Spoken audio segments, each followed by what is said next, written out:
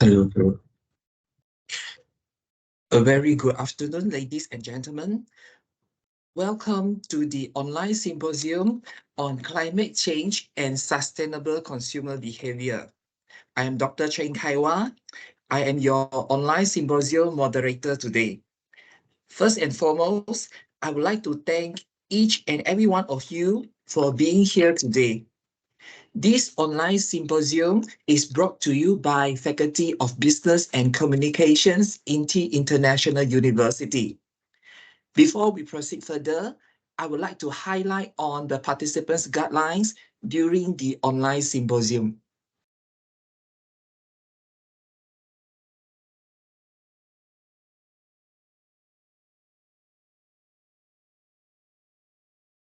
Number one, for technical and quality purposes, please keep your microphone muted throughout the online symposium to avoid any distraction.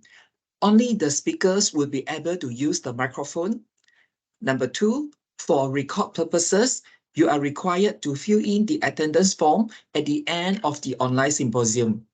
Only the confirmed participants will receive the certificates of participation from our secretariat. Number three, if you have any questions, please leave your message in the chat box. Your questions will be answered during the Q&A sessions. Thank you very much for your cooperation. Ladies and gentlemen, the purpose of these online symposiums are to providing insights into the latest research, innovations, and best practices related to climate change and sustainable consumer behavior, as well as to facilitating discussions on strategies for promoting sustainable consumer behavior in the face of climate change. The objectives of these online symposiums are also aligned with the Sustainable Development Goal number 12, responsible consumptions, and Sustainable Development Goal number 13, climate change. Ladies and gentlemen, we are happy to have two honorable speakers with us today. Let's welcome Assistant Professor Dr. Mobatu Haili from Merkel University, Ethiopia, and Dr. Feng Cheng San from University Malaya. Welcome all. Now, I would like to invite Assistant Professor Dr. Mobatu Haili at Merkel University, Ethiopia to begin these sessions. Please welcome Assistant Professor Dr. Mobatu Haili.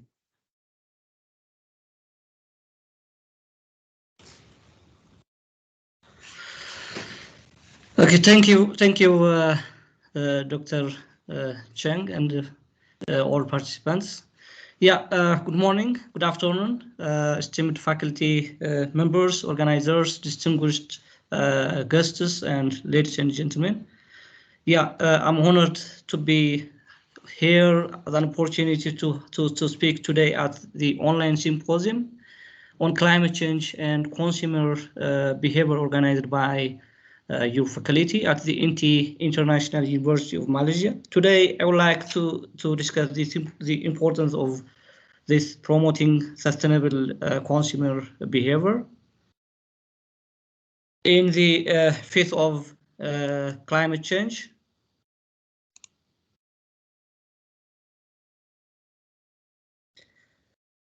In the face of climate change that can empower individuals to contribute to climate change on the mitigation efforts. I want to share the slide.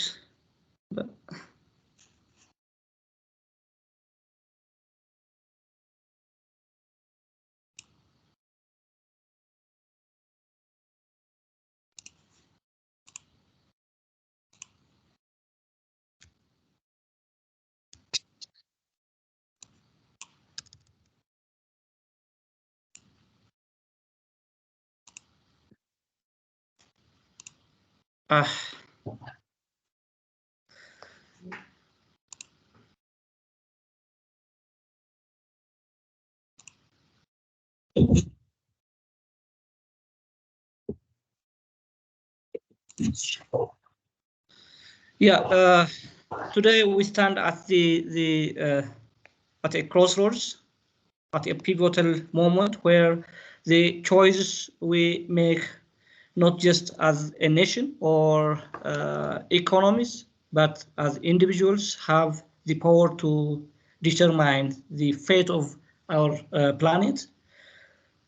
So as an individual, we have the power to determine our planet as well. So the urgency of the climate change, the climate crisis is, as we all know, undeniable, and the IPCC's assessment report 6 campaigns a stark picture of organizing to the extreme weather events and ecosystem collapses, as well as the rising of the temperature. So we already witnessing the devastating consequences of our collective inaction from the, as we all know, the wildfire ravaging from Australia to the floods displacing millions in Pakistan. So as we can try to see the climate impact, so it's already having a devastating impact on our planet,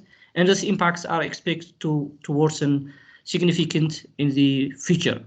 So global temperatures, as we all know, raised from 1.1 degrees centigrade from 1901 to 2020. This warming is primarily causing of the observed changes in climate, as we all know. So the key impacts, as the currently observed with the sixth report of the IPCC, are raising sea levels, more extreme weathers such as the hurricanes, the floods, the droughts, or causing widespread damage and loss of life, and change in agricultural yields as well are threatening the food security and nations, particularly in vulnerable communities.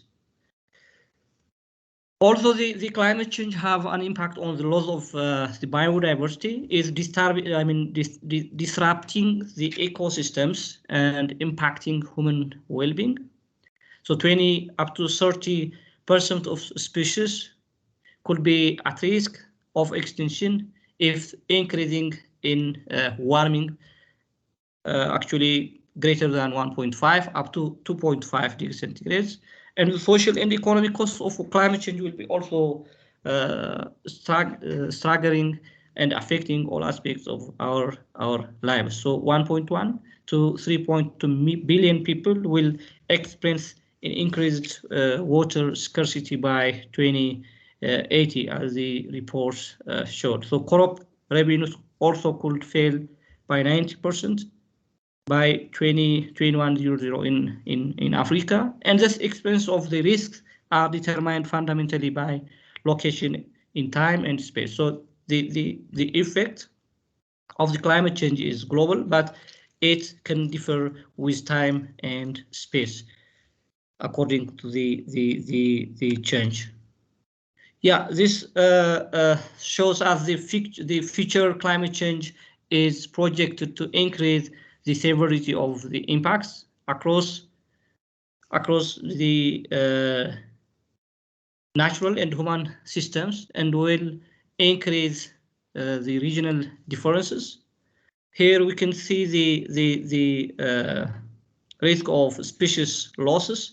It increases the loss with the temperature, and heat, humidity risk to human health is also at high risk as the temperature increase. With food production impacts, for example, with maize and with fisheries, the yield is decreased as we have gone from 1.6 to 4.4, 3.3 to 4.8, and so on.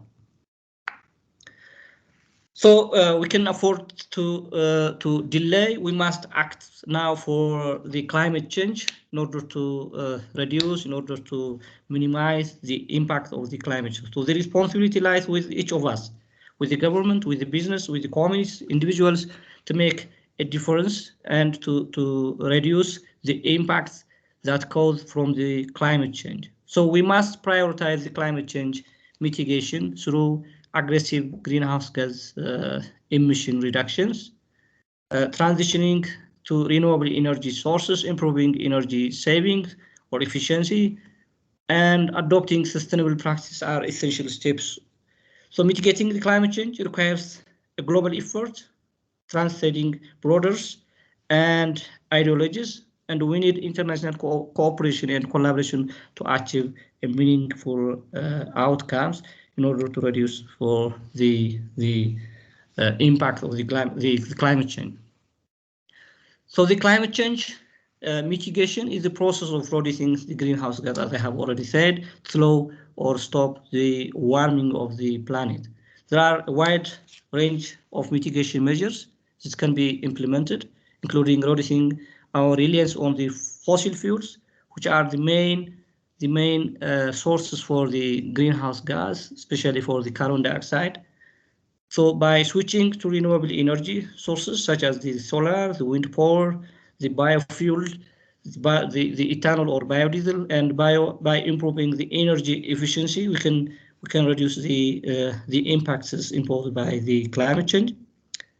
Protecting and restoring forests, which absorb carbon dioxide from the atmosphere, even though we have releasing the carbon dioxide from our industries, as we protect and we restore our forests, the forests can suck and sequester the carbon dioxide emitted from our industries or factories. So the balance will be came for. So as we have released, we can simultaneously plant and restore our forests, and then they can sequester for the forests, for the carbon dioxide emitted from the factories. And third is to transitioning to sustainable agricultural practice, which can reduce greenhouse gas emissions and build soil health. So as we transforming into a sustainable agricultural practice, then we can reduce the greenhouse gas emissions from the soil, like the methane, the nitrous oxide, and so on.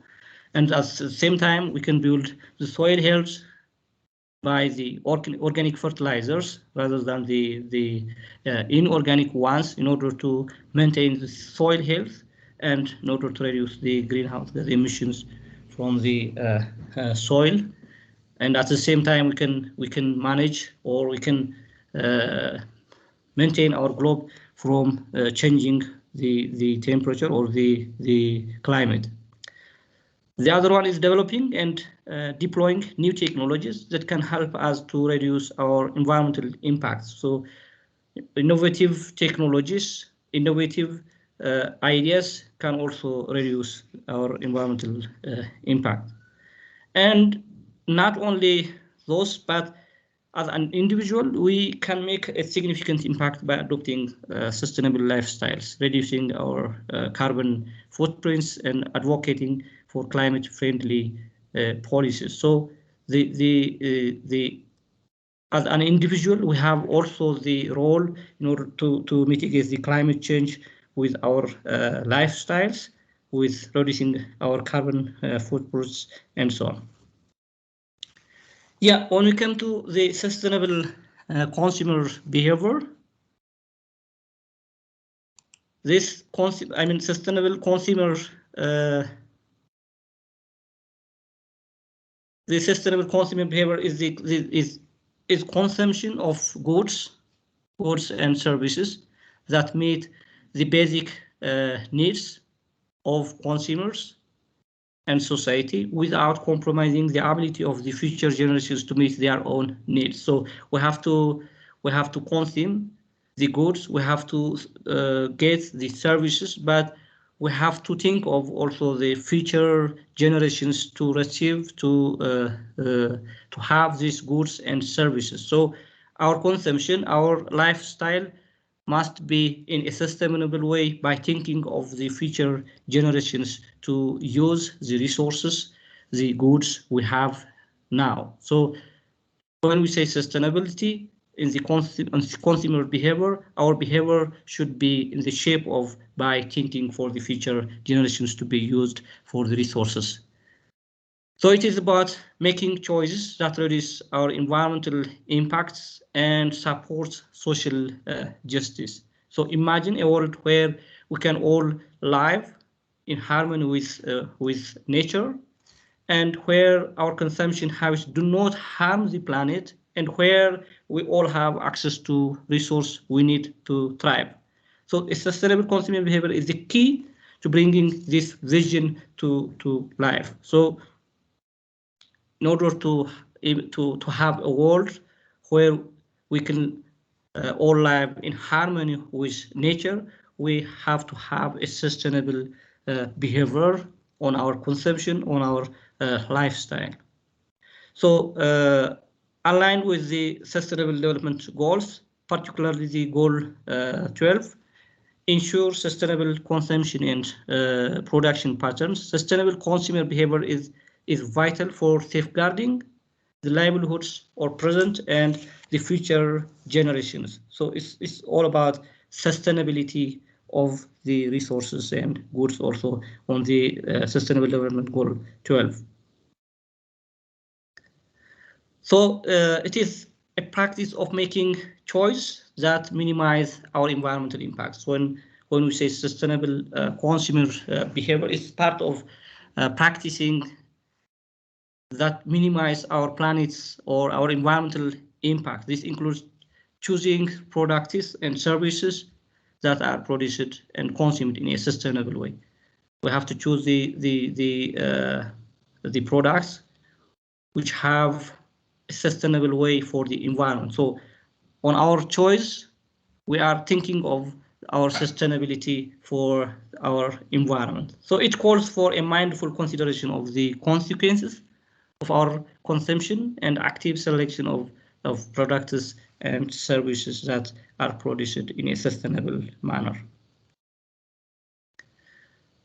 So it's about conscious consumption. So when we say conscious consumption, it's a practice that being mindful of the environmental and social impacts of our purchase. So this includes considering factors such as the source of the material, the production process, and the end of the life disposal of the product. So when we say thinking of on the purchasing of the material, we have to think from the beginning, the material made of the material, which is that environmental friendly, or is that the process this product produced in a sustainable way or not, and afterwards, after we have used, is that have an environmental impact or not? We have to think of on the beginning of the material purchase. So when we purchase, we have to think the made of the materials, the process it passes. Maybe some materials can consume high energy and can release high carbon dioxide during their process, and some materials can also have non-sustainable way when we are disposed, and they are not maybe biodegradable when we dispose. So we have to think of those all things when we buy or purchase the products. Yeah, a study by the Nielsen on 2022 actually found that 66% of the global consumers are willing to pay more for sustainable products. And also by the PwC found that 65% of the consumers are more likely to buy from brands that are committed to sustainability. Yeah, if the sustainable products are more brand, they can pay more or extra for sustainability if they have this brand of materials or products. So the McKinsey also found that businesses that invest in sustainability can expect to see higher returns on investments. So the UNEP also on 2019 study by the UNEP found that the sustainable consumption has the potential to create 11 million jobs and generate a 2.8 trillion in economic benefits by 2030. So when we think of the sustainability, is not actually only for the sustainability issue, but also it can create a job opportunity and have also an economic return when we use it. Yeah, the other one is the role of the consumers in promoting sustainability. So we consumers have the power to promote the sustainability. As we buy for the sustainable materials, the businesses can be oriented or can be shift their production into a sustainable manner. As we choose the sustainable products, the non-sustainable product producers can be shifted to a sustainable sustainability products. So we have the role of promoting sustainability. So the consumers can promote sustainability in a number of ways, including choosing sustainable products and services. As we choose the sustainable products and services, then the unsustainable products can be closed and shifted to sustainable way. The other one is supporting businesses that are committed to sustainability. So we have to support the businesses that are committed to sustainability, even though they have high cost or maybe they incur higher cost than the unsustainable one. We have to try to choose the sustainable and support the business with sustainability. Repairing and reusing products instead of buying new ones can also promote the sustainability, and also recycling and composting. So the reducing their consumption of goods and services. For example, in the case of food, we have to eat less meat and more plant-based foods can promote the sustainability. And buying local and seasonal products can also promote, and avoiding processed foods. So as we avoid the processed foods, we can avoid the energies lost during the process and the carbon that can be emitted, or the greenhouse gas that can be emitted during processing. The other one is transportation. So during our transportation habit, we can promote sustainability. For example, walking can promote or reduce the emission from our vehicles. So we can choose walking. It's actually not only for the climate or the energy emission, but also for our health purpose. It's also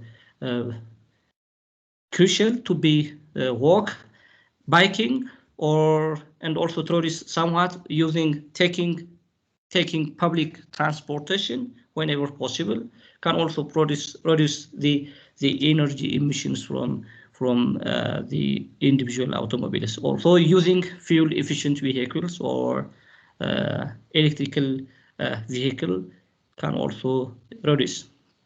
In the case of the clothing, buying clothes made from sustainable materials. So we have to choose the sustainable materials when we choose or when we buy our clothes. So buying second-hand clothes can also reduce, and repairing clothes instead of throwing them away can also be a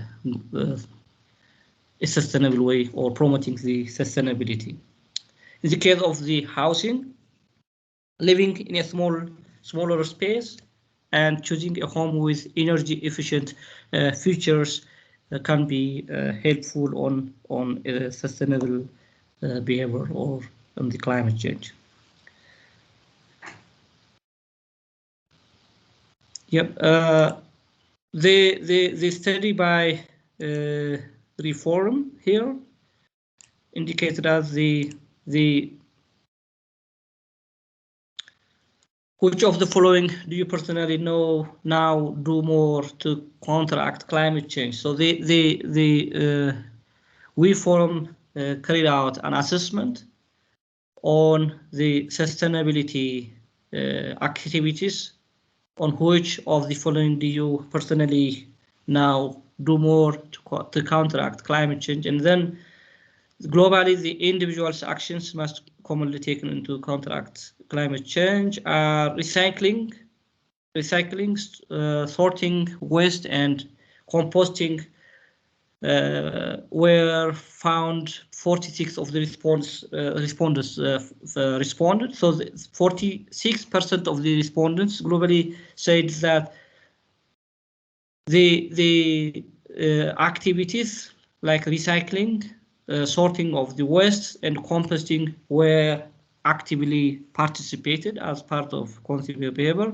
And 43 of those respondents said that generally saving energy at home were applied. And 41% of those respondents said that avoiding throwing away of food is they applied as a good behavior of the sustainability, and saving water at home by 41%. Also here, saving water at home, buying fewer new things, avoiding products that have a lot of packaging, using public transport, and the last one with changing size, fuel, or energy type of your vehicle, and with none of this with 15%. In the case of the social factors influencing the consumer behavior, consumers are influenced by social factors such as the values. So the consumers who value sustainability are more likely to make a sustainable choice. For example, a study by the University of East Anglia found that consumers who value environmental protection are more likely to buy organic food, even if it is more expensive. So the societies who values for sustainability can buy the sustainable products, even if the material or the product is expensive. The other factor for that which influences the consumer's behavior is the norms. Consumers are influenced by the behavior of their peers and social groups actually. So the peer can influence, and social groups can influence on the choice of the products, or that can influence the consumer behavior. If sustainable behavior is seen as a norm, the consumers are more likely to adopt it. So if the norm is on a sustainable behavior, then the society can adopt that sustainability. For example, a study by the London School of Economics found that people are more likely to drive electric cars if their friends and neighbors do. So as the choice of the society, the individuals can be influenced. So if we choose the electric cars, then the others can influenced by the individuals and use the electric cars. If someone is choosing walking or biking, then the others can be influenced and use the biking. So the norms have an influence on the consumer behavior. The other one is the social influence. So consumers can be influenced by the social movements, such as the environmental movement, to adopt sustainable behavior. Social movements can raise awareness of environmental and social issues and encourage people to take action. So the social influence or social movements can create awareness among peoples, and then the aware society can choose the sustainable products. So social movements can create awareness on the locality or the society as a whole. For example, the Fridays for Future movement had inspired millions of young people to protect the climate change. So we have unaware societies, even when in specific societies or in the globe. So with a movement, by creating any creative movements, we can raise the awareness of the community, and then once the community is aware, this product is very unsustainable, then they can drop it and shift to sustainable products. So social influence have its own influencing on consumers' behavior. Yeah, the other dimension is the economic dimension of the sustainable consumer behavior. So the economic factor that shapes the consumer's behavior include pricing, the price of the products, or consumers are likely to purchase sustainable products if they are affordable.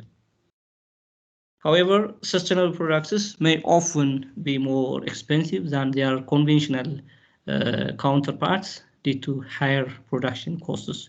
So the matter with the sustainable products is the price. So when we think of the pricing, we can neglect the sustainable products and then choose for the unsustainable ones. So the price is the main factor on the consumers' behaviors to use sustainable products. The other one is the availability. Consumers also more likely to purchase sustainable products if they are easily accessible. So the accessible one is more purchased by the society or the community. So the accessibility by itself has a factor on sustainable consumers' behavior. If the unsustainable products are more accessible and then the sustainable products are less accessible, the accessible non-sustainable products can be purchased by the community. So a study by the Consumers Goods Forum found that 33% of the consumers are more likely to buy sustainable products if they are easily accessible. If they have the same chance to be accessed by the community, the sustainable and the non-sustainable products, the community can buy the sustainable products as the community has an awareness. If it is aware, if not, the community is aware about the sustainable and non-sustainable products, maybe they can pick one of those products. However, if they have an awareness on the products and they have the same access or similar access with the sustainable and non-sustainable products, the community or the consumers can take or choose the sustainable products. The other one, which is factor or economic factor, is marketing strategies. Business can use marketing strategies to promote sustainable products and educate consumers about their benefits. So the marketing strategies by itself have an influence on the choice of the products or the consumer's behavior. As we take or as we aware of the sustainable products, then as the access is available for both sustainable and unsustainable, so the sustainable products can be consumed by the consumers. Yeah, the other one to discuss here is the role of government policies and incentives and regulations. So the governments can play a role in promoting sustainable consumption through a variety of policy mechanisms such as subsidies and tax breaks for sustainable products and services, which is applied in much or more countries. So there are countries that subsidize and tax breaks for sustainable products and services. So a study by the World Resources Institute found that the government subsidies for renewable energy have helped to reduce the cost of solar panels by 80% in the past decade. So the subsidies and taxes can reduce the gap with price on the sustainable and unsustainable products. So in order to reduce the gap with the price on those two products, subsidies and tax breaks can motivate and promote the sustainable products to be accepted by the society and the business actually. The other one is the crop pricing. and other markets-based mechanisms to discourage unsustainable consumption. So carbon pricing and other market-based mechanisms to reduce this or to discourage this unsustainable consumption on the reverse, which promotes the sustainable consumption. So carbon pricing can shift the business from the pollutant factors into less or non-polluting factors. So it's very good habit if the government can apply carbon, or governments can apply carbon pricing and other market-based mechanisms. So the study by the International Energy Agency found that carbon pricing could reduce global greenhouse gas emissions by up to 40% by 2050 if governments apply this mechanisms or regulation technique. The other one is regulations to ban or restrict the sale of harmful products.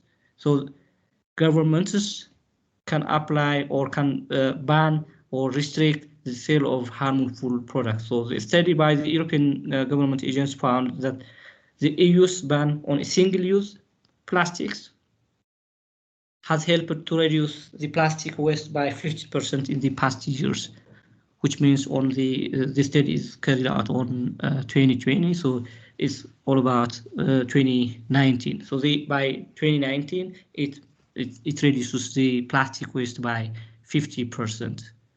So governments can restrict maybe on this non-biodegradable products or the plastics or other products in order to reduce the harms that come from those products on the environment, on the climate as well.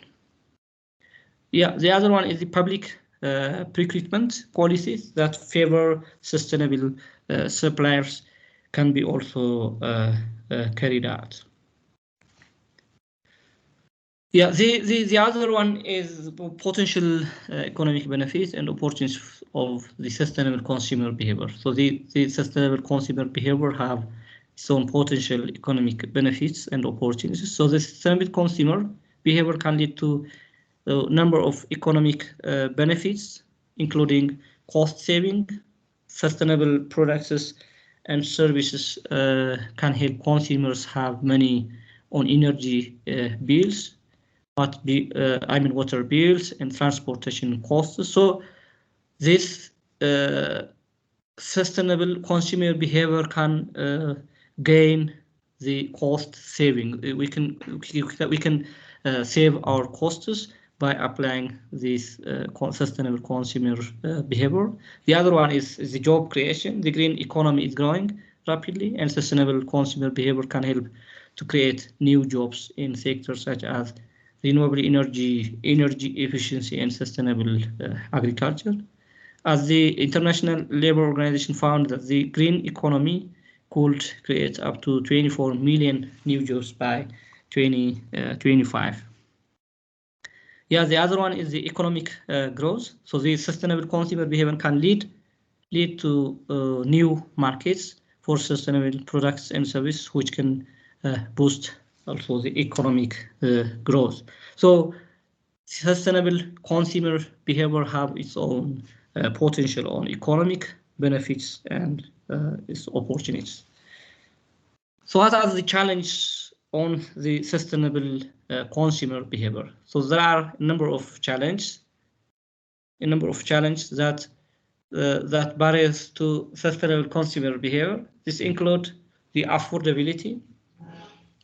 Sustainable products and services can sometimes be more expensive than the traditional products and services. So the affordability can be the challenge for the sustainable consumer behavior. The other one is the accessibility.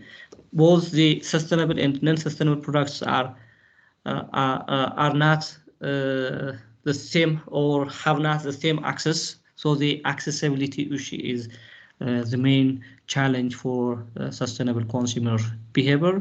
The convenience by itself, sustainable choice may not be convenient as the traditional alternatives. So the traditional alternatives can be more convenient than the modern ones or the sustainable products. So as a result, the consumers can choose the traditional alternatives.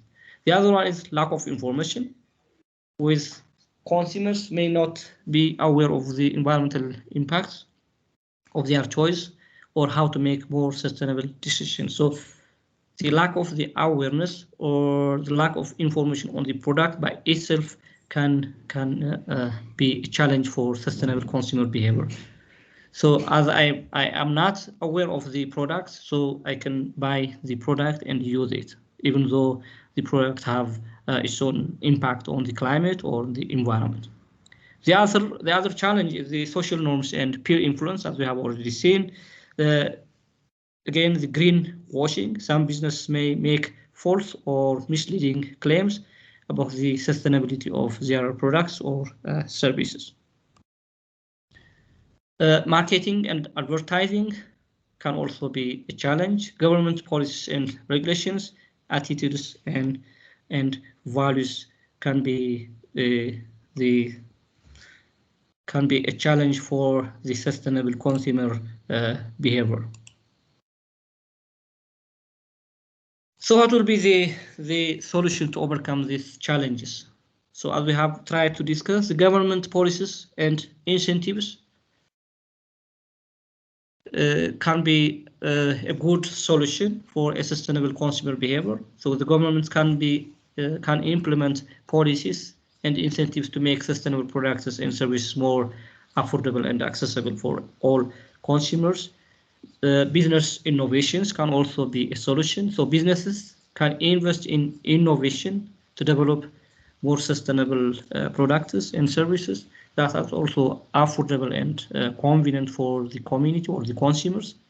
The consumer education by itself can help consumers to understand the environmental impacts of their choice and how to make more sustainable decisions. So once the consumers are aware of the product, they can choose which can they buy or purchase accordingly.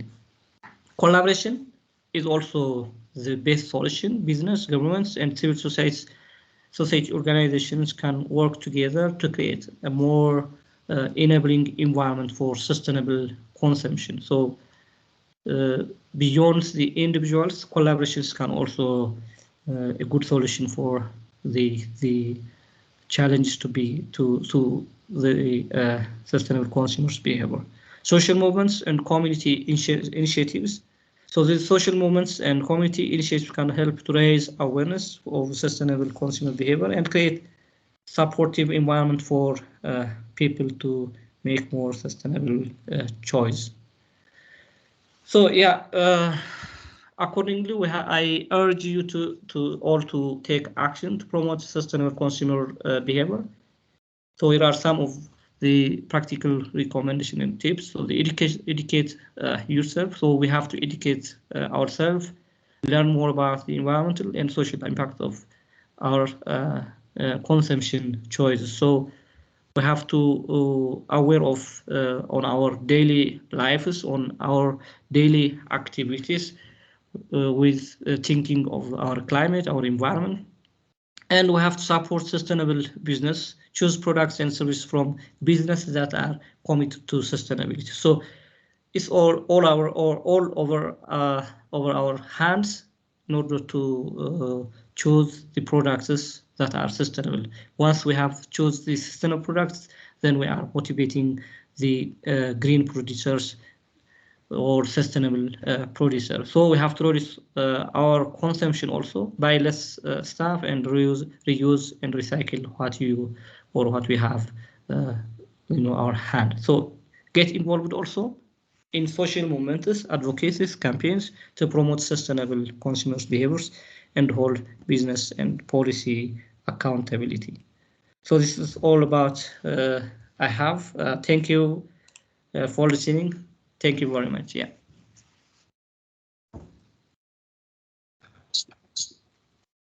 Thank you very much, Assistant Professor Dr. Mobatu Haili.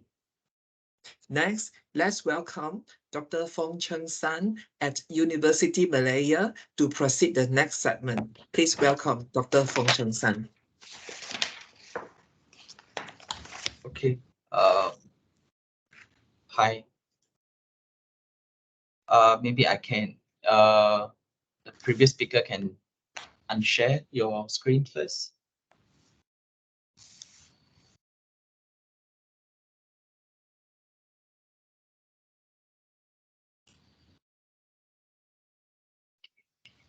Right. Thank you, Dr. Hailey.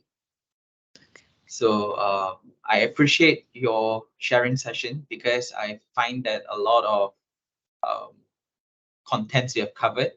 So I do not need to go the extra length to explain a lot on the climate change and also the consumer behavior.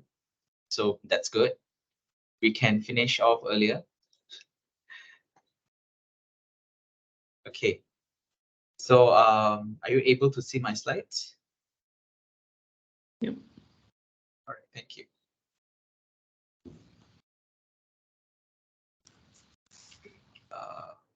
All right. So I've given this topic, a very broad topic on climate change and sustainable consumer behavior. And I believe Dr. Ali have covered most of it. He did a very remarkable job on that. And so perhaps to also introduce myself, I'm Dr. Fong from Institute for Advanced Studies, University Malaya. And my research background, I'm an environmental scientist. But my research area focus on sustainable urban ecosystem. So I'm looking into heat and air pollution. And in that topic, where we talk about climate patterns within city areas.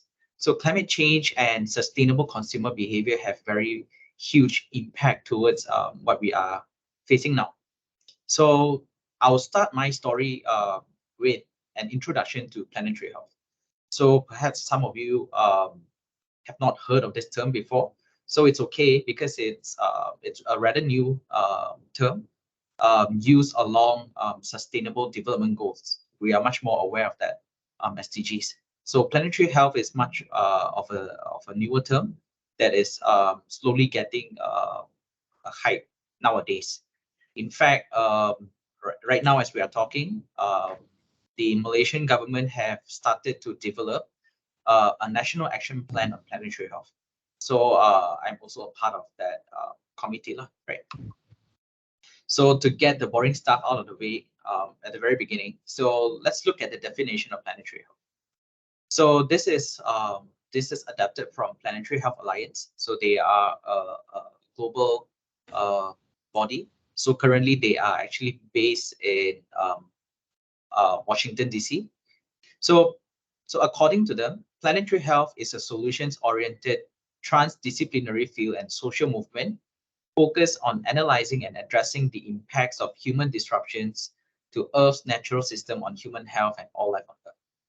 So it's a very mouthful of words, right? But let's take a closer look, and we try to break it down into three parts. So the first part is actually, so what is it about? So planetary health is a solutions-oriented. So the reason why solutions-oriented is a very important term here at the very beginning of definition is because all this while scientists or researchers have been very good at finding problems.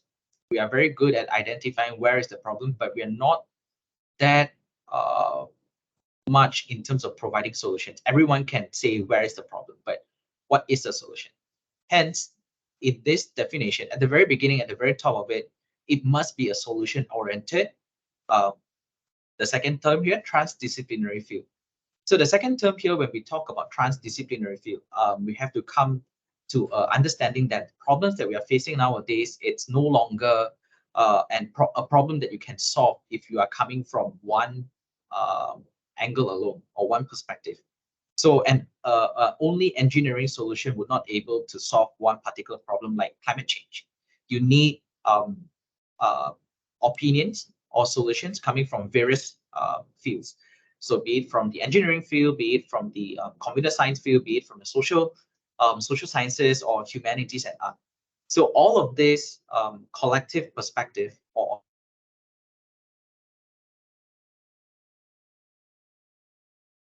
to tackle here. So that's the second component. So the third component, which is social movement. So all this while we have talked about having quadruple helix collaborations. So we talk about having the government, having the researchers, having the scientists, having the business owners to come into the picture and try to find solutions. But the most important part of this is actually the people, right? The social, the communities. So they must be in the picture, the big picture. So to ensure that when we are trying to find a solution, a holistic one, so they should not be left out in this whole equation. So this also ties in very nicely with the Sustainable Development Goal, where the tagline is actually to leave no one behind, right? So this is very important. So now we have a very good direction. We know it must be solutions oriented. It must encompass a very good understanding from various perspectives, and it also must involve people from the bottom of the pyramid, the people, right? So now we know the components, we know the Lego sets into this big picture. So what next? So then that's the second part of this definition here.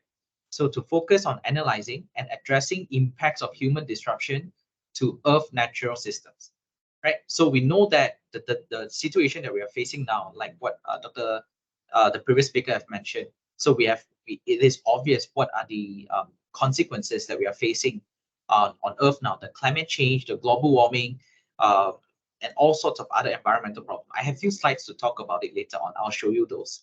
So we have come to a point that we acknowledge that all these disruptions are mainly led by human anthropogenic activities. So it is in our capabilities and also our responsibility to identify what has been done and how do we undo this impact to the Earth natural system, right? So that's the focus here. So because in the end, we know everything's going to come full cycle and it's going to impact human health and all sorts of life on Earth. So although very mouthful, this definition, but I hope through this very short couple minutes, I'm able to share with you what planetary health is. We are able to. It's a very holistic strategy that involves everyone to look at undoing some of the human impacts that we've done since 50 or 100 years ago. So I also show you the great acceleration that we have been talking about. So this is more or less just to set the scene so that on the topic that we are going to cover today, which is on climate change and also consumer behavior. So these are some of the evidence that to indicate that something is wrong with the current planet that we're living in. So for certain people that are very rich, they are able to, okay, let's invest in rocket science. Let's look into how are we able to move to other planets to live. But for a majority of other people like us, like me and you, hopefully, yeah, some of us perhaps. I don't know if there are any very rich billionaires among the audience today, but at least it's not me. So for people like us, we have to look at how do we ensure that the planet continues to remain relevant in the coming 100 years or couple 100 years to come, right, for the future generations and generations. So these are some of the evidence that something is wrong with the current planet. We have problem with water scarcity. We have changing food system. We can see that, for example, if today you go to the morning market, you will find that certain type of vegetables or fish, it's very difficult to get. In fact, if you look at some of the about 10 years ago, certain species of fishes can be available in abundance. And nowadays, if you are able to find like one or two of these fishes, it's considered very rare, and they are sold at a very higher price as usual because they are rare in the current scene. So we also have the problems with urbanization. So urbanization is expected because if you look at the projection of human population, so when there are an increase in human population, there is also a resulting effect in terms of we need to create places for these people to live, right? So that's where the urbanization happens. And in fact, various studies have pointed that by 2050, up to 70% of the global population will live in cities. So with that in mind, you can also foresee that how much more natural land use or natural land cover will be cleared off to make ways for us, for humans to create cities, skyscrapers, or even central business district and etc. So to support the growth in the human population. So this more or less you are already seeing that the link back towards consumer behavior. It's all driven by consumerism at the center of it. So later on, I'll be able to share some of it. Perhaps just to complement a little bit what was shared by the previous speaker. So these are the other types of problems that we're currently facing. The biodiversity shifts, some of the, for example, in Malaysia, there are 4 types of sea turtles. So, and you can notice that some of the sea turtles now have migrated entirely to another region within this tropical climate. So they have started to migrate in mass to the Indonesian islands instead of choosing Malaysia as one of their stop to lay eggs. So those are also an indicator to show you that some of the anthropogenic activities that we have would also trigger this sort of biodiversity shift. Although you might seem like, okay, the migration of a group of sea turtles would not influence much, but these sea turtles have their natural type of role in the natural system. They are the because this sea turtle, they feed on seaweeds, they feed on some of the marine lifestyle, marine organisms in the ocean seabed. So they act as a grass trimmer, a natural grass trimmer, like in on land. If the grasses go beyond, they grow into a certain line, we'll get somebody to cut off the the grasses so that people can still live in that area. It still can support the ecosystem. But let's say this group of sea turtle, they go to another place, and they the natural one that is supposed to maintain the seagrass is no longer in that ecosystem. So what happens next? So you will have over blooming of seagrasses, and it will disrupt the whole ecosystem that is really there. So that would cause a very drastic shift in terms of the abundance of species and also the suitability of that particular area to support life form in that region. So this is just a very small example to show you what is actually happening somewhere that is very close to where we are currently. So you can also see, and I believe most of you can relate to this, the occurrence of natural disasters becoming much more frequent, much more intensive. So I will also have several reports to share with you later on. They are international reports written by a group of scientists looking into natural disaster. So climate change, changing land use and land cover, global pollution, changing biogeochemical flows. I believe these are not anything foreign to us, right? It's something that has been occurring, and it's very evident that it's something we should be aware of. So the reason why, coming back to why do we, from my end, we really advocate the importance of planetary health, because from a historical perspective, never before has the humanity's footprint on Earth natural system been so large. So this is a statement, and it's also a fact, because if you look into the statistics since 1950, the human population increased nearly by 200%, and because of that, the fossil fuel consumption increased more than 550%. And then marine fish capture also increased by over 350%. This shows overexploitation of the resources, the natural resources that we have. And all this, again, if you relate back to it can be lead back to the consumerism that we are talking about today. So these are other statistics. For example, the atmospheric carbon dioxide levels are increasing, and it's the current level has been about 24% higher as compared to those back in 1950s. So why 1950s? So some of you might have raised this question. So 1950s, what happened back then was actually the Industrial Revolution. That's the time where people start to find out the use of steam engine. They also, with that in mind, with that steam engine in place, they also it's also the starting of people burning coals, especially to produce energy. So that's also the point in history where the carbon dioxide levels and also the greenhouse gas levels increases tremendously up to this point in human history. So 2016 was recorded as the Earth's warmest year, and 2018 was the warmest one for the ocean. So with that in mind, you have also findings have also indicated that it's becoming much more acidic since the Industrial Revolution. So this is also very a very alarming issue, because when the marine ecosystem collapse, that's also the part where we are going to expect much more severe climate related disasters that is going to follow. Okay, so I'll try to go faster. I think I only have like 30 minutes left in my clock. So so the way that I'm going to tell you the story today is at the very beginning, I share with you the planetary health perspective. So slowly we are going to go into some of the we are going to look this from an ecosystem approach, right? So when we talk about ecosystem approach, it's about because I'm an environmental scientist, so from what we are taught, what we are trained in, so we always think it in a way that we're talking about the black box here. So whatever input you put into that black box, something happen, and then you will have an output. So it's always that sort of manner. So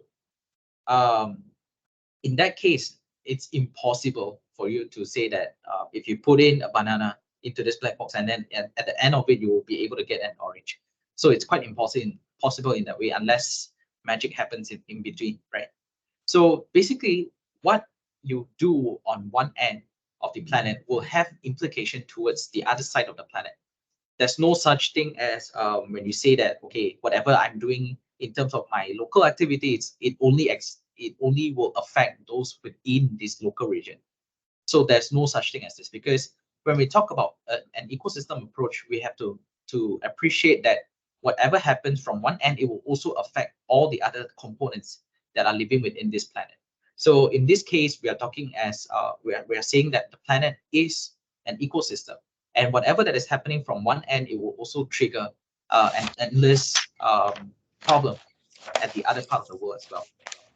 So to give you a more or less a direction of where we are going with today's sharing, so I'll touch about global environmental issues first, and then I'll also talk a little bit about the global environmental system. Then I'm going to dive a little bit deeper into environmental management and sustainability. And last of all, I'm also going to touch a little bit on carbon footprint. So I noticed that Dr. Ali have covered a lot on consumer and also climate change. Perhaps I will be able to skip through those to go to the carbon footprint, because I noticed that a lot of you, a lot of the individuals out there, in fact, this is because I've been teaching a lot of undergraduates, and up to this point, a lot of them have never even heard of carbon footprint. So some of them know what is carbon footprint, but they are not able to tell what is their individual carbon footprint, right? So perhaps if we have enough time, we can do a small activity at the back towards the end of this sharing session to identify what is your individual carbon footprint. Right, so let's go. So I'll start off to share with you what is the grid acceleration and also the term on planetary boundary layer. So this is a study conducted about nearing a decade ago, in fact, right? About a decade ago, they have already projected that in 2050, if we still live according to business as usual, we will need more than 2 planets to support all life on Earth. So on that end, on that note, what have we done? Have we moved to a more greener approach, or it's still business as usual? So I'll leave this to all of you to think about, right? Where are we heading in the next couple of years? So very similar to the image that I've shown you just now, what are the current global problems that we are facing? So perhaps I'm not going to go through all of this, but you can read this on your own. And I believe you are already able to relate on a very individual level on the things that are actually available on the slide. So for example, global environmental change, you can see much more unpredicted weather events. It can be sunshine for this hour, and then on the next hour it can rain like crazy, and then perhaps certain areas will start to have flash floods, and etc., all sorts of other problems, right? Pollution is getting worse, and you can also see in terms of a frequent disruption in water availability. So this is also something happening currently in Penang. And then you also have nuclear or biological warfare. This is something that is foreseen. Hopefully it will not happen. And all sorts of other type of problems. So these are the environmental issues that we are facing in the 21st century, right? So these are some of the, just to put image to the things that I've mentioned earlier. So food security problems, biodiversity loss, glacial retreat, etc., and scarcity of minerals, right? These are things that we are actually facing. So on top of that, there's another thing that is missing in this picture. I'm not sure any of you have identified, but it's plastic pollution. So plastic pollution has become much of a trend currently, and this is especially true, especially after this COVID pandemic. We can see much more, for example, face masks being washed out in oceans. So if you look at the components of a face mask, so is it entirely recyclable? Not really, because it consists of few different parts of components, and it's not that easy to recycle those. And on top of that, because it is considered as one of the what you call this as clinical associated waste. So the way of it is disposed is very specific. It must be collected separately, and then it must be incinerated, in a sense that it will ensure that there are no other type of biological harms that can come from this. So other than that, perhaps I believe most of you have heard about microplastic pollution in the sea, right? This is something not common nowadays. You have heard a lot about microplastic pollution and how microplastic ended up in fishes, and then humans eat fishes, and then that's how the microplastic move into the human's body. So, in fact, I'm quoting something from Tan Sri Jamila. She's an advocate. She's also a medical practitioner. She said it's not shocking anymore for any of us to go to do a blood sample, and then you can identify traces of microplastic in our blood. So that's where we are currently, right? Human beings are getting much more plastic in one end. So that's just to not to scare you, but this is really something that is actually happening at the current rate. So in fact, there are also studies conducted that microplastic are not only found in oceans, it's also in fact in the air that we are breathing now. So but of course we will need much more research on that end to show how much of microplastic is currently suspended in the atmospheric level. So other type of pollutions like air pollution issues in related to haze, water scarcity, these are not entirely things that are new. Plastic pollution, warfare, deforestation, oxygen-starved dead zones. So this is a pollution, marine pollution issues. So now I'm going to share to you some scientific findings from international reports, right? So from Holocene to Anthropocene. So Anthropocene, what does it mean is that it's human-centered in a way that all development that occurs up to this point have humans being at the center of it. So it leads to the collapse of natural system, meaning that human beings will take on even greater responsibility for the environmental disruption and well-being. So various research or papers or journals articles have talked about the impact of human activities on the natural environment, and you can see various publications have been done as early as in 2002. So about 2 decades down the road, they have identified this, and look where we are currently, right? About 2 decades ago, they have already emphasized that humans' activity have led towards growing global concentration of carbon dioxide and methane, which contributes towards greenhouse gas emission, and also the global warming issue. So the measure of the Anthropocene, it was, if they backtrack the impact of these human activities, you can see that it can be traced back to 1750. And this research have projected up to 2000, year 2000. But if you look at all these parameters that are being observed very closely, they have the average surface temperature, population, carbon dioxide concentration, etc. But look at where everything starts to go south. It's due to the population, the increase, the spike in the population since the 1950s. So this is the part where the Industrial Revolution happens and the population suddenly spikes very quickly. It almost doubles by 2000. And with that in mind, you also have a lot of other things that occurs together. The amount of water use spike as well, paper consumption, species extinction, motor vehicles increase, fisheries exploit, ozone depletion, and foreign investment also increases on that end. So perhaps you're not able to see quite clearly from this diagram here. I'll show you this. So this is the great acceleration that we have been talking about. So what I would like to show you here is that this figure, so the way that you would be interpreting this figure is, there are two parts. So you have the socio-economic trends on this end, on the left side, and you have the Earth system trends on the right side here. So let's begin at looking at world population. So since 1950s, the population almost doubled in 2010. In 2000, in 2010, it has already doubled.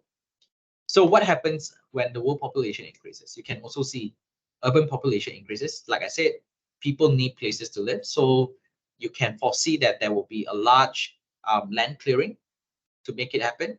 So with that in mind, what else happened? GDP increases, foreign direct investment increases. The energy used to support the population in cities increases. When there are more people, you need more food, fertilizer consumption increases, water use increase, paper production increase. You would also have much more large dams built because you need electricity generated from hydroelectric, transportation increase, tourism, telecommunication increases. Right? All of this are attributed. If you do a correlation study, all of this will be highly correlated to the increase in world population. So what really lies behind world population is actually the consumerism that we are talking about. So that's why it's always important and very important that how do consumers make informed decision, so that every decision that you make today is going to contribute largely to what the next socioeconomic trend is going to be.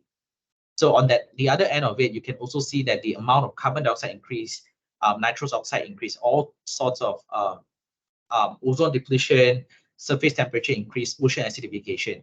Everything, if you put a direct comparison on top of this increase in world population, you can see that the correlation is extremely high, right? And this happens immediately after the Industrial Revolution. So if there are people that are still saying that climate change is not real, it's not related to human being activities, show them this graph, right? Because this graph is data that show how everything is linked together because of the increase in world population.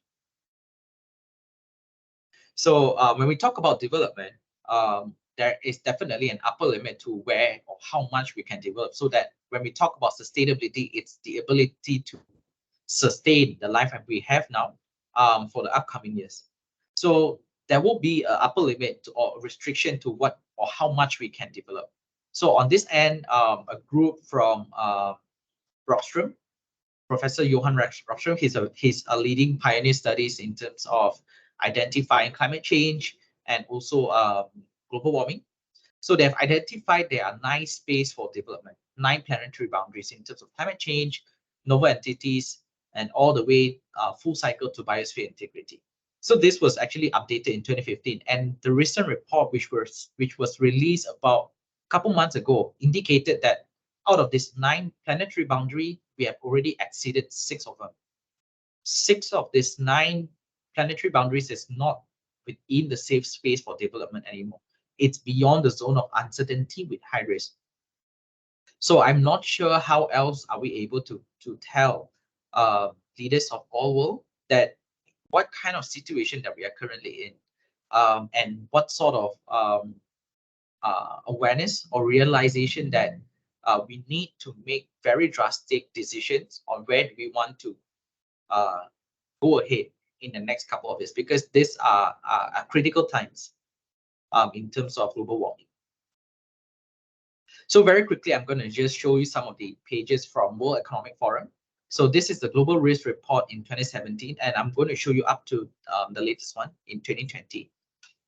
So this is another very interesting graphic here. But what I would like to show you is that, okay, I'll teach you how to interpret this. So you have the x-axis, you have the y-axis here. So the x-axis here represents what is the likelihood of something to happen. And then in terms of the y-axis, it's the impact when something happens, right? So it's as easy as that. So if you dissect this diagram into 4 quadrants, so the quadrants at the top left here are events that are very likely to happen. And when they happen, the impact is not going to be small. It's going to be a very huge impact. So all these events that are actually on this diagram here are categorized into 5. They are economic related, environmental related, geopolitical related, societal, and also technological related. So so let's move on to this right side of this table here. So you have the top 10 risks in terms of the likelihood of things that are going to happen, and top 10 risks in terms of the impact of it when it happens. So this is in terms of likelihood of happening. This is since 2017. They have predicted that extreme weather events are going to happen, very likely to happen, and the impact of it is going to be very severe. Just behind weapons of mass destruction, the impact will be. So they are also foreseeing large-scale involuntary migration, natural disasters. They also foresee that there will be terrorist attacks and data fraud attacks. In terms of impact, weapons of mass destruction, extreme weather events, water crisis, natural disasters, and failure of climate change mitigation and adaptation. So if you look at the top 5 of things that are likely to happen, and when they happen, the impact is great, you see a majority of them are related to the environmental that we have been talking about, right? The climate change impact and how it's going to change the landscape of all the other things that are going to follow. So I'm not going to go through too much on this because this shows the interconnection map in between one item to another. So when we talk about, for example, when we say there is much more extreme weather events that's going to happen, it's not a singular event. It's also going to trigger natural disasters to happen. It's also going to trigger biodiversity loss. It's going to trigger environmental disasters, failure of climate change. It's going to trigger water crisis, food crisis, spread of infectious disease. So this is in 2017, and look, in 2019, what happened? COVID-19 happened, right? So they have already projected this as early as in 2017, about 2 years before the actual event. So the reason why I'm bringing up this video, this figure here, is to show you that the problems that we're trying to solve is very complicated and is very complex. And hence, at the very beginning, when I share with you the planetary health definition, we talk about the transdisciplinary approach, where we need to use, we need to incorporate the best of the best, the experts from various research or various fields to look into this problem together, right? So this is the interconnection map. So I'm going to skip this first. Let's go to the 2018 report here. So very similar. They replicated the same thing, and then they tried to review this in 2018. So you can see extreme weather events and natural disasters pop up to become the top 2 most likelihood events that's going to happen. And in terms of impact, again, majority are related to environmental consequences. So again, the race trends interconnection map in 2018. In 2019, you can see they have shifted the attention really entirely to environmental related risks of things like that are going to go very badly. In 2025, the top 5 of the likelihood of the global risk landscape indicates that all are environmental related in terms of likelihood it's going to happen. And the impact of it, you can also see that it's not changed since a couple of years ago. So I hope by this point, I'm able to emphasize on how complex the problems that we're trying to solve, and also how it contributes towards climate change formation, and also how it's interlinked to the consumer behavior from a bigger picture. So I'm going to go into the global environmental system here. So perhaps you have already encountered this before in your primary school or in your secondary school. So this is how the water, air, and land interacts. This is the hydro cycle here. So you have the rain, clouds, precipitation, and then also you have the evaporation from earth, the evaporation from land, so on, etc. So this is on the earth system, right? To show you that everything is interconnected. So the basic causes of pollution, perhaps I'm not going to go to today, but these are the main contributing factors: urbanization, population growth, modern lifestyle, habits, attitudes, consumerism, industrialization, transport system. So at the very core of it, you can more or less pinpoint that all of this are actually human related in the end. So this is an example of environmental impact of urbanization. So these are the urban component, and this is the environmental component. So whatever that is happening in terms of the urbanization, in terms of land use, and what are the resulting environmental impact. So this is an example. Perhaps you can go through the example later on. I'm going to skip through a few slides. So this is the environmental side effect of urban sprawl. I do not need to emphasize too much. I think Dr. Hailey just now has mentioned some of the consequences, health consequences, and also some of the example of poorly built urban areas. So this is a diagram to show you the population growth expected by 2050 in terms of the developed countries and also developing countries. So we are nowhere near to slowing down the population that we have on Earth. So we are going to touch a little bit on environmental management and sustainability. So there are a lot of words here, but don't worry, I'm not going to get you to spell out the definition for me, right? But to put it simple, environmental management is the control of all human activities, which is identified to have significant impact on the environment. So it's a decision-making process which regulates, and the process is usually undertaken by systems-oriented professionals. So if you appreciate the several slides before, we talk about how the ecosystem is interconnected, and we can more or less predict what are the output based on the input. So this is sort of the foundation that makes up the environmental management of this. So it's a good foundation for us to tackle problems of human-altered environment on an interdisciplinary basis. So this is more or less the environmental management that I'm trying to convey here. So these are some of the attributes of environmental management. So it's multidisciplinary, interdisciplinary, or even holistic. It must integrate and reconcile different development viewpoints. It means it also must incorporate various stakeholders, not only those from industries or academics. It also must include the people from the bottom of the pyramid, the layperson, the communities, the people, right? It's going to coordinate science, social science, policy making, and planning. It's a proactive process, and those that you can read here, right? So, so people would say, what is the motivation behind doing proper environmental management? So it could be based on these few things: pragmatic reasons, fear or common sense that make people, administrators, seek to avoid the problem. So we know that it's a problem to pollute the environment. So we have to take precautionary measures. So it's for pragmatic reasons.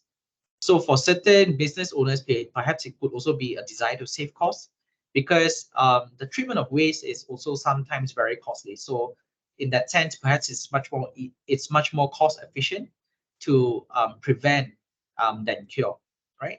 So some majority of them would be because of compliance, because we have the Department of Environment looking at the taking care of the environmental part.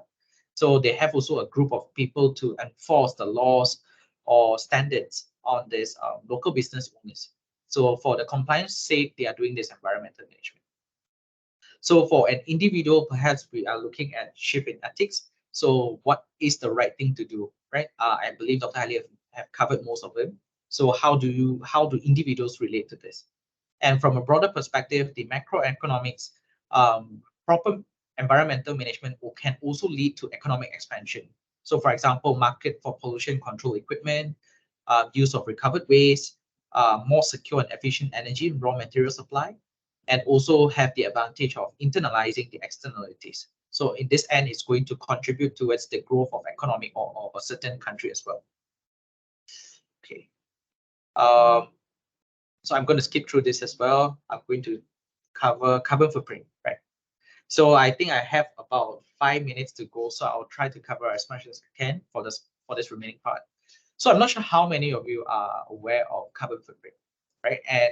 And I'll share with you. So the reason why I brought up this picture is that if you go to a beach and then you step on the sand, so you can see your footprints there, right? So this is the mark that somebody has stepped foot on this beach on a particular day. And very similar. So if let's say today you are here, or I mean, let's take me as an example. I've been living on this surface of Earth for about 30 years now. So when I die, what would be the trace that I'm here before? So you can more or less trace back how did I contribute towards the emissions by looking at my carbon footprint. What are the lifestyle that I choose to live? What are the consumer the products that I've used on a daily basis, and how do all of those add up towards an individual consumption? How does it tell my consumption behavior? So I love this diagram here every time when I share it with people out there. So this footprint here indicates that the amount of biological productive land and sea area needed to regenerate the resources consumed and to absorb the corresponding waste. So at the very beginning, we talk about the planet system and how it's able to provide for all life form on the planet, right? So these are the things that are currently happening in terms of biodiversity, in terms of built land, energy land, bioproductive sea, bioproductive land. So all of these are interchangeably happening as we speak now. But on this end, some would have higher impact on the environment as compared to others. So for example, built land and energy land would have a much more severe impact towards the environment as compared to an untouched biodiversity land or bioproductive land, for example. So in order for us to measure what are the environmental impact that we have from a certain activities on the bigger picture, so there are various different footprints that have been developed. So among them, the most famous one is of course the carbon footprint.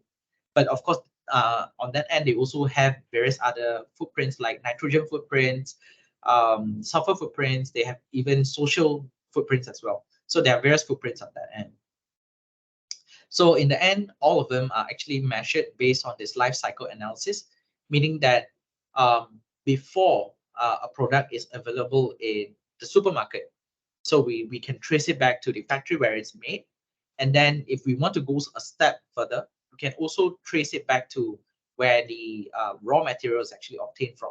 So perhaps, like for example, the manufacturing of your electrical device perhaps can be traced back to mining activities. So what are the emissions from the mining activities all the way to the factory assembly and having it in the store to be sold to the consumers, and also beyond that. So when you buy it, you use it for, let's say, a couple of years, it's spoiled, and then you want to dispose it. So in between that life cycle, how much of emission have already been in place? So that's the fundamental behind the definition of identifying the environmental impact.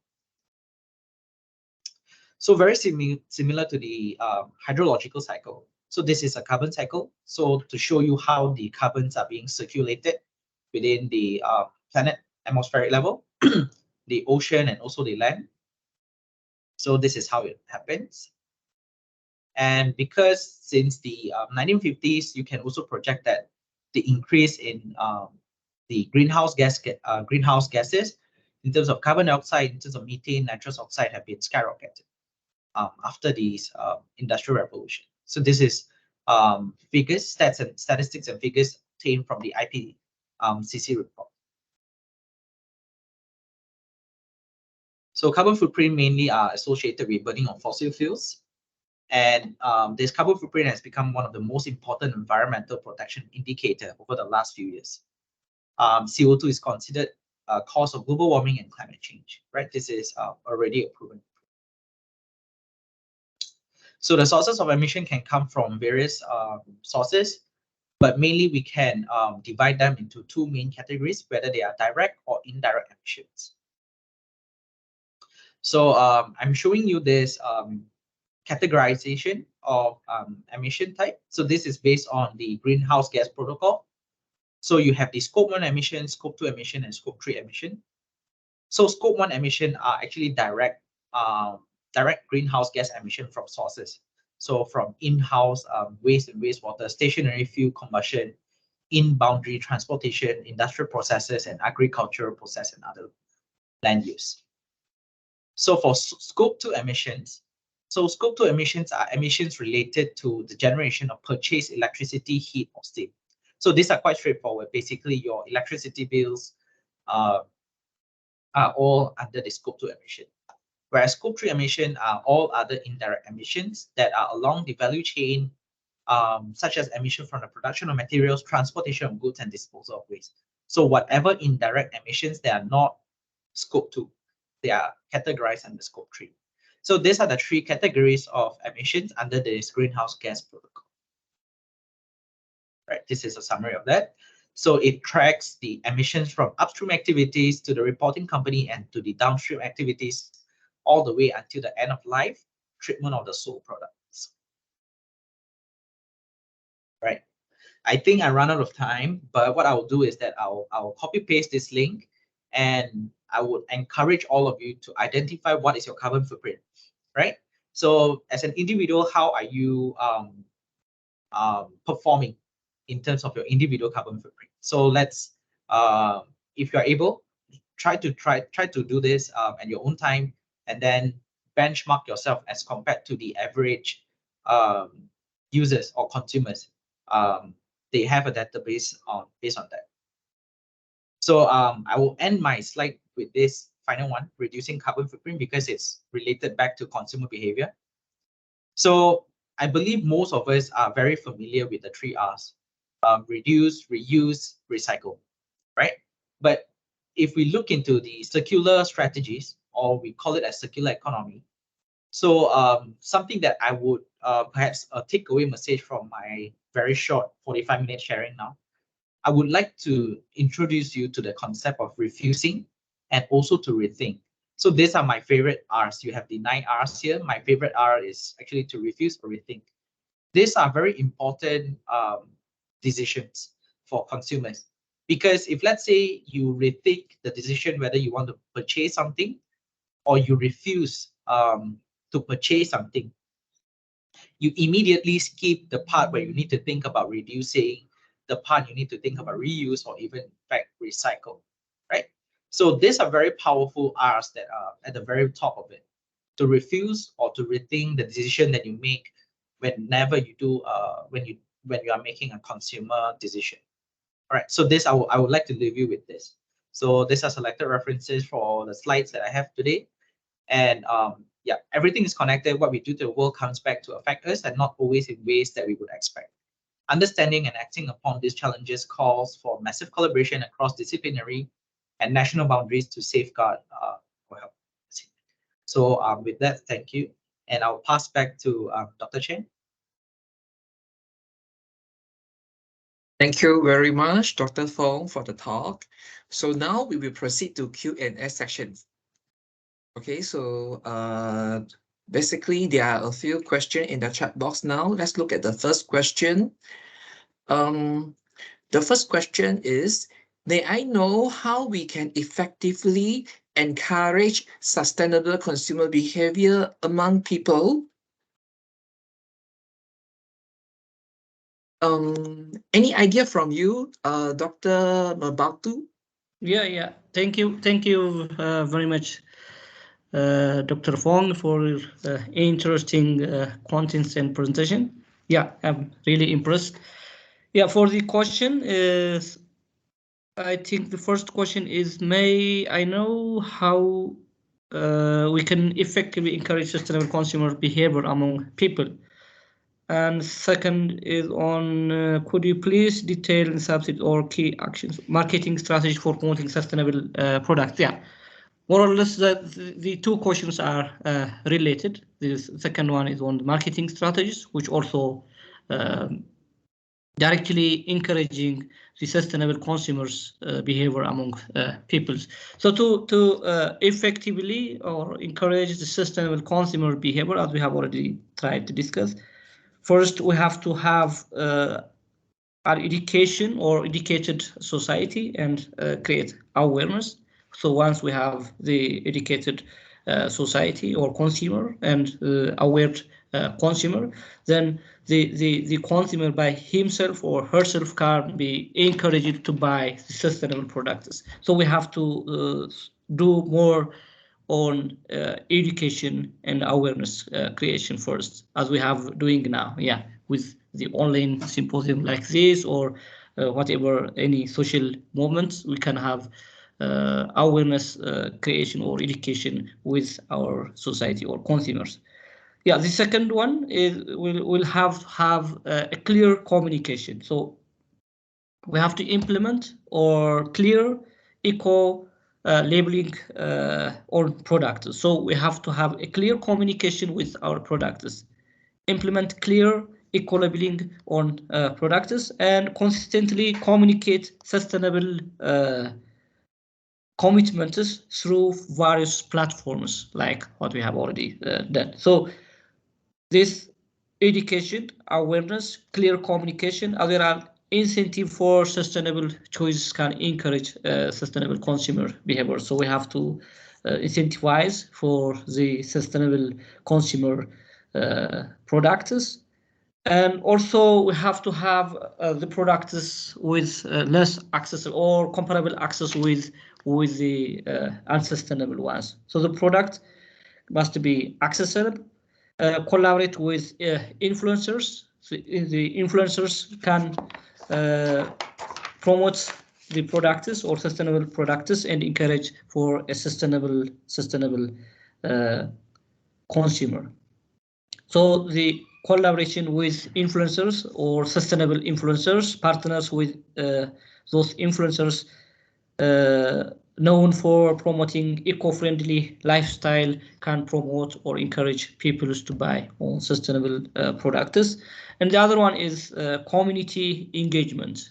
These are also part of the sustainable marketing. So community engagement, like the local events, or participate in or organizing local events focused on sustainability can encourage or these are maybe marketing strategies that can also encourage sustainable consumption among people. So we can have also an engagement with partnership or with NGOs or environmental NGOs that can promote the sustainable consumption. We have to have green events and also sponsorships. So with green events, we can promote sustainability. The other one maybe that can encourage the sustainable consumption among peoples and can also act as a marketing strategy is employee engagement. So we have to encourage employees to be advocate for sustainable products. So with our employees, we can advocate for sustainability. And the other one maybe is also the innovations on sustainable practices. So as we innovate sustainable products, that the people can be motivated and attracted by the sustainable practice. So on these innovations, we have to do more on research and development and also regular products updates and so on. Yeah, maybe these are some of the ideas that can be motivate or encourage the sustainable consumers among peoples. Thank you very much, Dr. Mabatu. And what about Dr. Fong? Is there any additional points from you for the first two questions in the chat room? I think Dr. Hailey covered most of it, but if let's say there's really one thing that would, I think it's always good for us to, I mean, I'm taking this as an example from how we actually manage to control or prevent the use of single-use plastic, especially in convenience store. So I think with a proper policy, by implementing restriction to having that, instead of giving choice for consumers to whether they are willing to add an additional of 20 cents to buy a plastic bag, might as well the policy would just remove that option, because I don't know, from my observation is that people, the consumers, when they are given an option, they will always choose for the option that would be convenient to them, although it comes with a price. So if, let's say, we are very serious about tackling the single-use plastic in convenience store, for example, let's remove that at the very beginning of the option. We don't give them the option, the consumers, to decide whether or not to purchase the single-use plastic. So, and this has been proven to be very effective. In fact, in Penang or in Selangor states, for example, with this ban of single-use plastic, we can see that a huge reduction of single-use plastics in convenience stores. So I think perhaps policy really does play a very major role, instead of looking in from the other end, which is the consumer part or the marketing part. Yeah, just my 2 cents. Thank you very much, Dr. Fong and Dr. Mabatu. Now let's look at the next question. Okay, this is question number 3 in the chat room.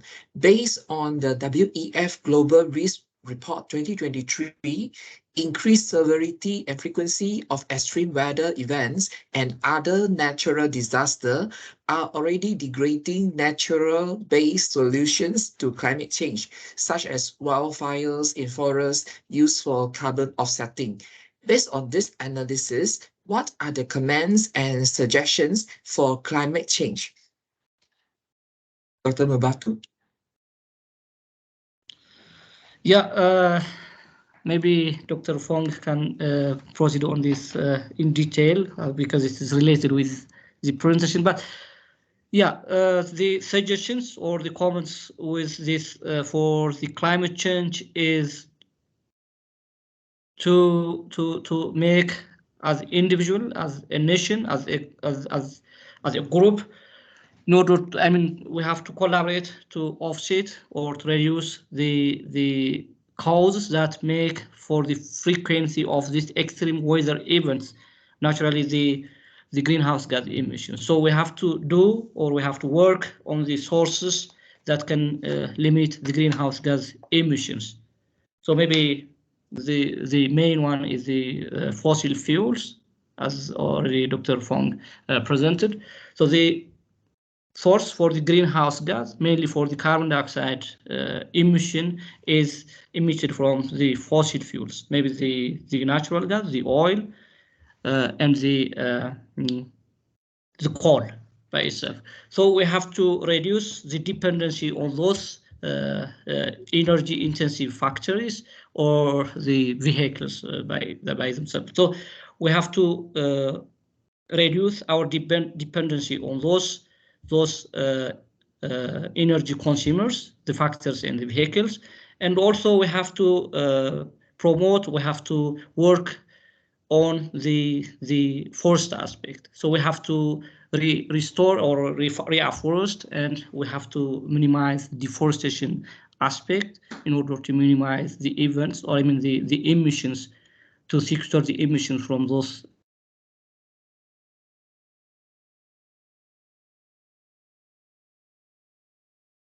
Oh, I think that there is a line distractions over Dr. Mabatu there, or maybe we can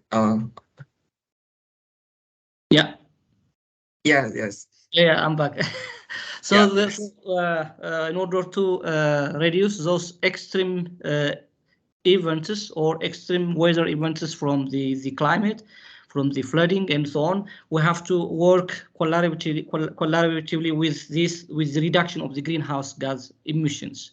So with this fossil fuel reduction, with the deforestation aspect or reduction in the deforestation, and working on the reforestation and replanting, and also reduction, or we have to reduce on our daily life consumptions, what we already Dr. Fong presented on the footprints. So doing this all, we can reduce the extreme events that can be happened with the unexpected rain or droughts, what are happened globally, or the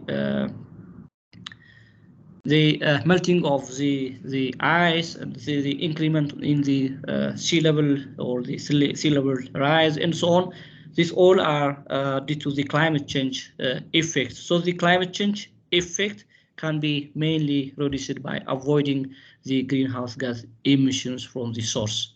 So we have to do more on avoiding or reducing the anthropogenic sources for these greenhouse gas emissions in order to reduce or control the climate change related effects or events or extreme weathers.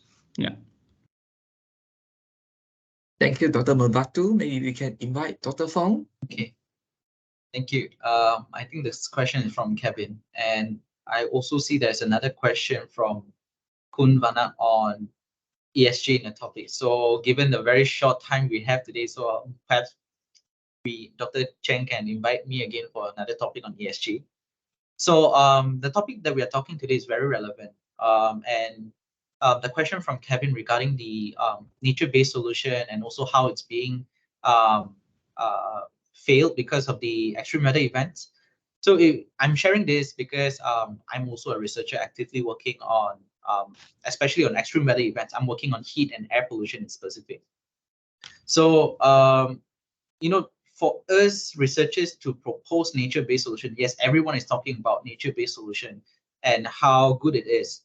But from statistics, because I just had this conversation with some of my acquaintances from the bank, because banks are providing green financing for nature-based solutions and also all sorts of projects that are inclined towards reducing the greenhouse gas emissions. But to a certain point, they have already started to slow down the investment towards nature-based solution because the success rate is very low. And one of the main reasons is because of the uncertainty towards the what do you call this? The coping mechanisms of these nature-based solutions towards extreme events. So this is exactly what is currently happening in terms of the landscape of research. And the comments by Dr. Mubatu also resonates with me because I strongly believe that in our attempt to tackle climate change, at the very core of it, we need to have climate ambitions. So we have to make this clear at the very beginning, where are we heading? What is the goal here? So this is also something that I see various countries, various organizations, public listed especially, have already declared what are their climate ambitions. Some of them have stated that they want to reach carbon neutrality by 2050. That's the goal here. But with some top tier public listed companies, they are even looking at achieving carbon neutrality by 2030, which is about 6 years down the road. So I've not covered what is carbon neutrality at the very beginning, but perhaps I can take this opportunity to tell. So when we talk about carbon emissions, when we talk about global warming, we talk about climate change, it's because of the concentration of carbon dioxide that is available in the atmospheric level. Because that is the main culprit that is trapping the heat from releasing from this planet outside of the atmosphere. So that is the main culprit. How do we address those? So for companies that are also contributing towards the carbon emission, they have to be, first of all, they have to do proper greenhouse gas accounting. So this is also related to the carbon offsetting, the ESG topic that the questions are referring to. So if you know how much you are actually emitting, then you can propose the best measures to reduce the amount of emission that is coming from your activity, from your business. So I'm putting this in front, be it that you are talking on based on an individual level, or you are talking based on a community level, a household, business, activity, etc., country, for example. it applies the same concept as well. How much are you emitting at this current stage? Where is your goal? By 2030, how do you want to reduce? So to ensure that how much you release to the atmospheric level, you are able to counter it with carbon sequestration, meaning that you remove how much you add to the atmospheric level, you also remove it from the atmospheric level. So this is the carbon offsetting project that we are talking about. And carbon offsetting can also be in the form of carbon credits. So there are third parties that are working on carbon offsetting, and I'm not going to go into that. That's another 2-hour talk down the road, but you get the idea here. So I would go back to this. What is the climate ambition and what is the current benchmarking that you have? Where are you currently in terms of emission, and how do you want to work towards net zero by a certain period of time? So that's something that we really need to look into. Right. I think Dr. Mabatu, something on the end.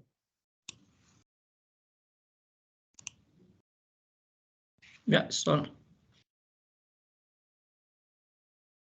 Yeah, I hope I answered both Kevin and Kun's question here. Thank you very much, Dr. Fong and Dr. Mabatu, for your wonderful insights during the Q&A session. So now, ladies and gentlemen, we will proceed to the last segment. We are going to have a photography sessions together. So please turn on your camera to have a group photo together before we dismiss the sessions.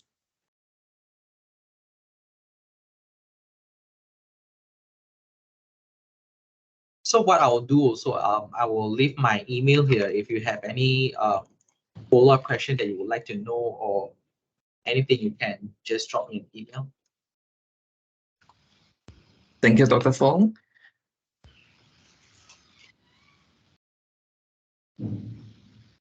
Maybe we wait for another 10 seconds for everyone to get ready in front of their camera before we take the photography sessions.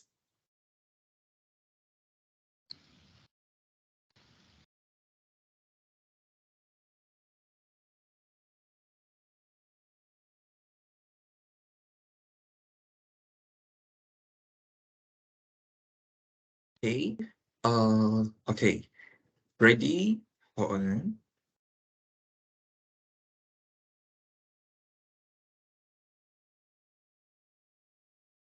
Okay, ready? 1, 2, 3.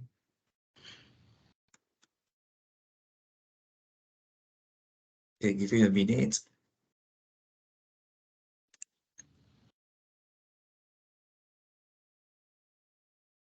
Okay, one more. 1, 2, 3.